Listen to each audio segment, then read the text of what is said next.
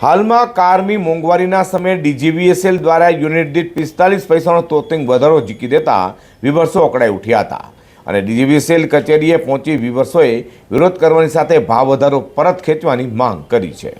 સુરતમાં ફરી વીજ કંપનીની મનમાની સામે વિવર્સોએ વિરોધ નોંધાવ્યો હતો। વાત એમ છે કે ડીજીવીસીએલ કંપની દ્વારા 45 પૈસા યુનિટ દીઠ વધારી દેવામાં આવ્યા હોય, જેને લઈને પાંડેસરા પ્રમુખ પાર્કના વિવર્સો દ્વારા પાંડેસરા ખાતેના ડીજીવીસીએલની કચેરી જઈ હોબાળો મચાવાયો હતો અને વિવર્સોએ કહ્યું હતું કે કોઈ પણ જાતની નોટિસ વગર વધારો ઝીકી દેવાયો છે।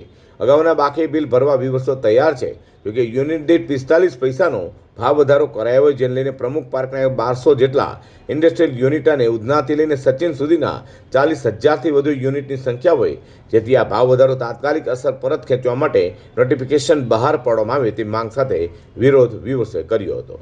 અમારો વિરોધ નથી, અમારી ખાલી એમને જે બિલ આપ્યા છે ખોટા 45 પૈસાના ભાવ વધારા પ્રમાણે, એ જ અમારો વિરોધ છે। અમારો વિરોધ નથી, અમારી સાચી માંગણી છે કે તમે કોઈ નોટિસ વગર કશું જ કીધું નથી અને સીધા બિલમાં એડ કરી દીધા 45 પૈસા, તો એમ કહી દે, એ 6 મહિનાની ગણતરી કરીને આપેલા છે। હવે એક ખાતા ઉપર 10,000 રૂપિયા તો વારંવાર કેટલી પહોંચે? અમારા પ્રમુખ પાર્કમાં 1200 ગાળા છે અને આખી જે ઇન્ડસ્ટ્રીયલ છે ઉધનાથી માંડીને સચિન સુધી 40,000 વિવર છીએ અમે।